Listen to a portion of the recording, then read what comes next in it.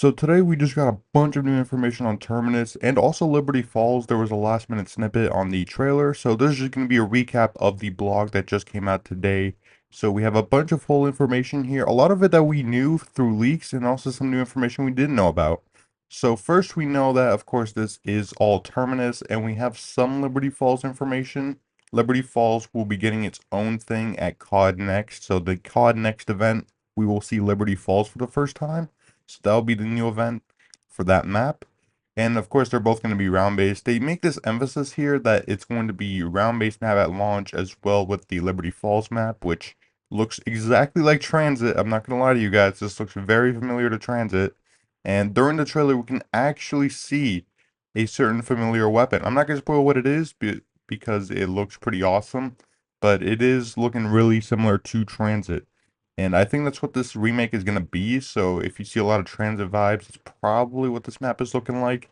But again, we don't know until COD Next, so we have to wait for that map. And yeah, Liberty Falls will be at COD Next August 28th, where we will actually see a trailer for this map and not Terminus, because Terminus we just got today. So we got Terminus, we got round based, just a bunch of information talking about round based and how it's going to work. Salvage is coming back, except it's going to be green salvage only, so you will not need to get blue salvage or rare salvage. It's just going to be regular salvage. So blue salvage is gone, and regular salvage is here to stay, which I think is fine. Personally, I wanted to see salvage gone completely, but if we were going to see salvage come back, I'm glad we're only just getting green salvage. And as well, they talked about the fact that you can unlock doors with teammates now. Now, it only says with some, so it doesn't say all the doors, but some do let you play for half of it and allow teammates to pay for it for the first time. That's pretty cool. I know that's coming from Infinite Warfare, but still, that's pretty cool damn new feature for Black Ops anyway. And of course, they also talk about a lot of little minor things. A tactical raft, which I think is just the boat that they showed off in the trailer. So we'll be going off to the ocean, things like that nature. And a bunch of things coming back from Cold War as well. So we have the random weapon rarity system, which I really don't care for. But, you know, that's coming back. The trial challenge is coming back, which I'm pretty happy about. The trials have been pretty good. So I'm glad the trial system is coming back. And of course, just the normal way we use salvage. So there's not too much here to cover that we don't know about already from Cold War. A lot of this is coming back, except for the fact that blue salvage is completely gone. And then they talked about the main quest, where for the first time we have this new guided system that they're talking about. So there's going to be guided mode where it doesn't progress like a normal round base, but instead they're going to give you steps on how to complete the main quest. So that's pretty crazy to talk about.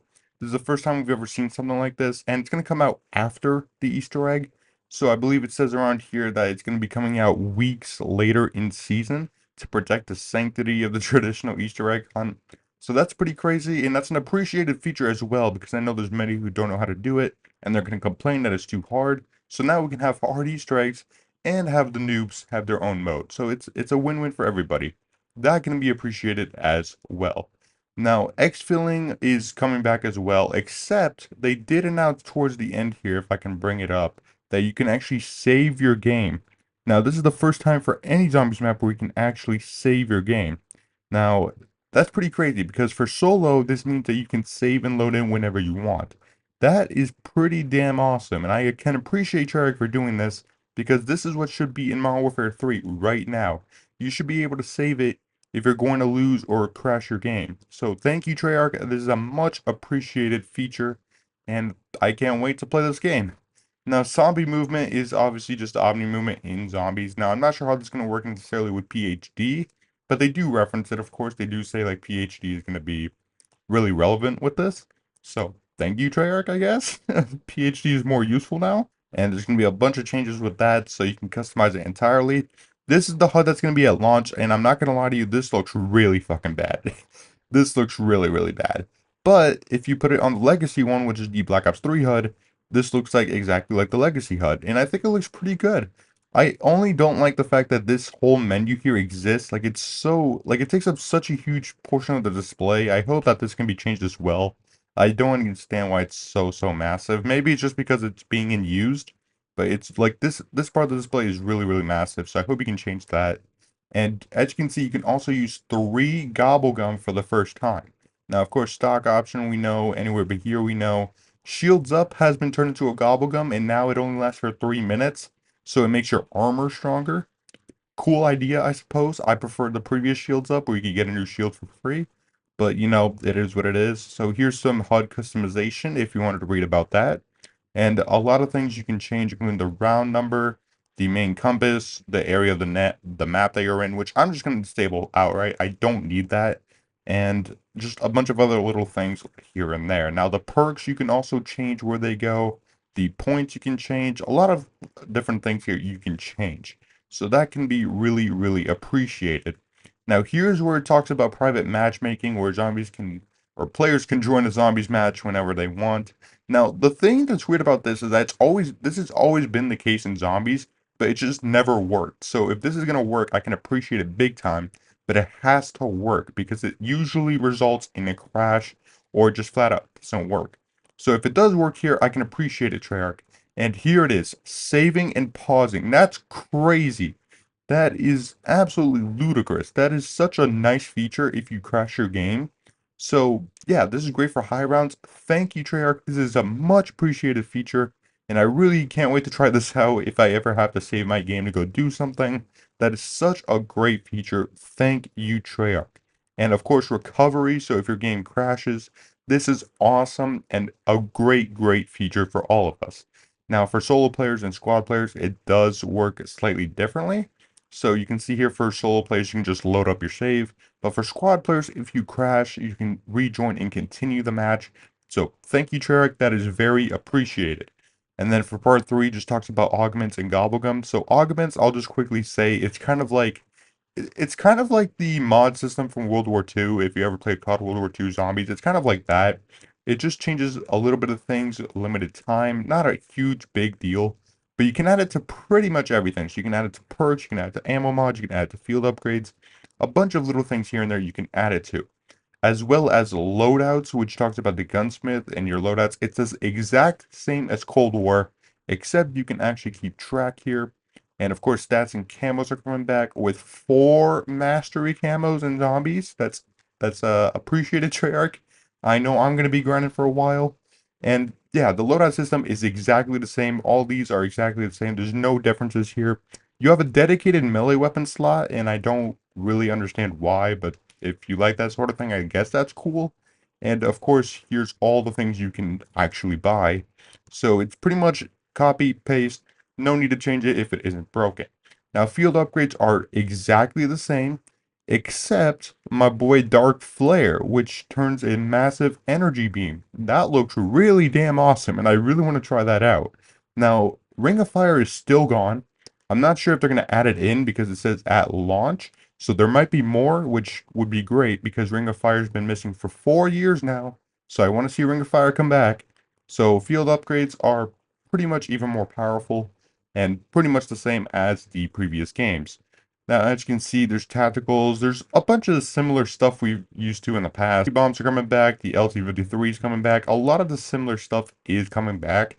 So this is a good thing for us who liked Cold War, or for people who liked Cold War. Obviously, I didn't care for it.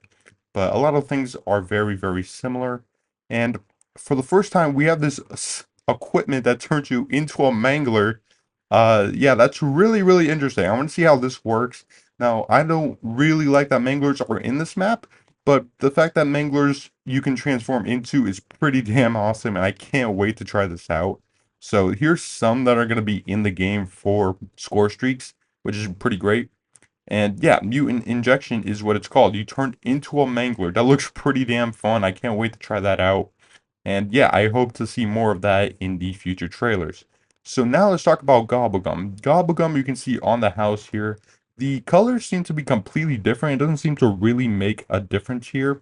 Here are the rarities. So there's rare, epic, legendary, ultra, and whimsical, which is obviously, you know, stupid. But here's the Gobblegum machines. You can see that they're all pretty much the same here. They just tell you about what Gobblegum you're going to get.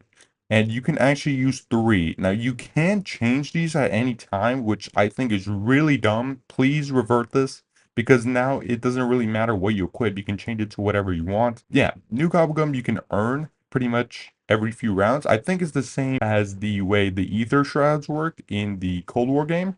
So it'll work pretty much the same. You'll earn new Gobblegums, pretty much the same thing. That's Gobblegums pretty much exactly the same. And of course they reference here that if you disconnect, you won't lose them, which is a nice wink to those people who disconnect on purpose. So yeah, Gobblegums are going to be pretty much the same, except you can change them mid-game.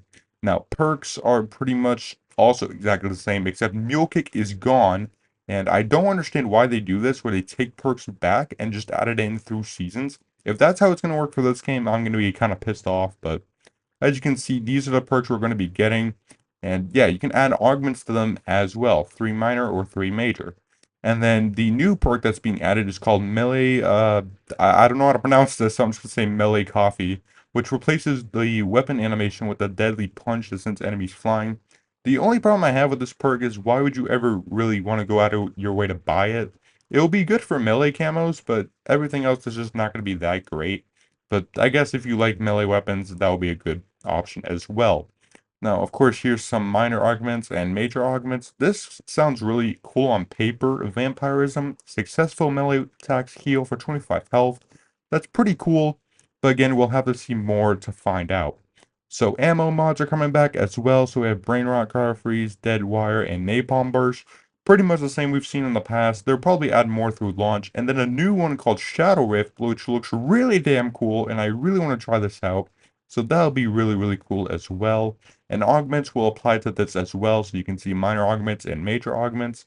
So that sounds really damn cool. The Rampage Inducer from Cold War is also making a return at launch, so that'll be pretty damn awesome. This screenshot looks really damn good, and you can see the Rampage Inducer right there. So it'll apply for the first 20 rounds, and then it'll keep going if you want to keep it on. And then as for loot, it'll be salvage, which is only green, so no blue salvage is gone. Armor plates, tacticals, lethals, and ammo mods, and all the same things. Now, unfortunately, ammo caches are coming back, which I think is a bit too much on the easier side, but alright, these are coming back. Tactical rifts, which you can use, as you can see here, it just takes you through the ocean, and this looks really damn cool, so I really want to try this out. It looks very familiar to Zetsubo. I think everyone was correct on the leaks. It will be looking just like Zetsubo as well. And yeah, that's pretty much everything that has to do with the map. Trials are coming back as per usual. Power-ups are coming back as well. These are very familiar power-ups, so there's nothing really changed here. Now, they might add some more in the future, but these are just all the power-ups that we have for now. So, yeah, that's pretty much all the power-ups. These are some elemental damage that you can do, which is the same as Modern Warfare 3's elemental damage. And the rarity system, it's unfortunately coming back, so green, blue, purple, and orange. So that's coming back as well if you want to upgrade it with salvage. I just really wish this wasn't coming back as well, but that's fine, I suppose. And then wall weapons are pretty much the same. Wall buys are on the wall now, so you don't have to go to any dedicated station. So that's pretty cool. And mystery box works exactly the same way. The wonder weapon is right there, which I have no idea what it does, but it's the same way the mystery box has always worked. Nothing new there. Now the pack punch is also back, although you can disable the camo in the settings now. So if you don't want this camo, you can disable it in the settings. Thank you, Treyarch. That is appreciated. But yeah, pack punch is pretty much the exact same. So yeah, you can disable the camo if you would like to. And wonder weapons, of course, we have the new wonder weapon here, the Beam Smasher. Looks kind of cool, but again, we haven't seen enough of it to really make a judgment on it. And of course, a certain wonder weapon will be returning in Liberty Falls. If you've seen the trailer, you know what I'm talking about. And yeah, pretty much just the same wonder weapon we know and love. It'll be really interesting seeing gameplay, but we don't know too much about it yet. So that's all we know for now. And then everything here is pretty much just talking about examples. These are just something if you want to know zombies. So pretty much the same thing if you've already met zombies. All familiar things here. And then towards the end, it talks about when we're getting the next event. So the next event will be on August 28th, the COD Next event. And we're going to see Liberty Falls here. We're going to see some Terminus as well, but we're going to see all Liberty Falls at this event. So if we go here, Liberty Falls will be coming here. The Mangler is unfortunately coming back again. I don't understand what their obsession is with bringing back the Mangler, but either way, that's the main enemy of the next few maps. So that's pretty much it for the recap. If you guys enjoyed this video, hit that like button and subscribe. I could always use a new addition to Dark Ops Army. And of course, subscribe to see some Black Ops 6 when that eventually releases on the channel. So thank you guys so much for watching. This is Dark Ops signing off.